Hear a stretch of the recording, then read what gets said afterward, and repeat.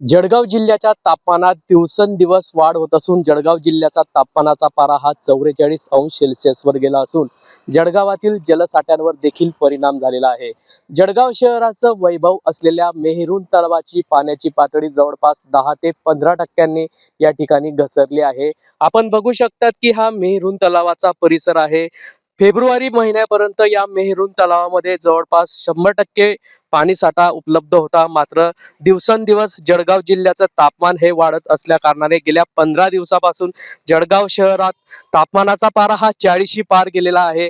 त्यामुळे जळगाव शहरातील या मेहरून तलावामध्ये जवळपास 10 ते 15% घट झाल्याचं चित्र या ठिकाणी बघावयास मिळत आहे. जर विचार केला तर मेहरून तलावाचा देखील जळगावच्या जलसाठ्यावर कुठलाही संबंध नसला, मात्र या ठिकाणी ज्या ट्यूबवेल्स आहेत, बोरिंग आहे, त्याप्रमाणे मोठ्या प्रमाणात पाणी असतं. मात्र कुठेतरी या ठिकाणी या जलसाठ्यात जवळपास 10 ते 15% या ठिकाणी मोठी घट झाल्याचं दिसून येत आहे. मात्र दिवसेंदिवस शहराचं तापमान या ठिकाणी वाढत असल्या कारणाने 10 ते 15% या ठिकाणी मोठी घट झाल्याचं चित्र बघावयास मिळत आहे.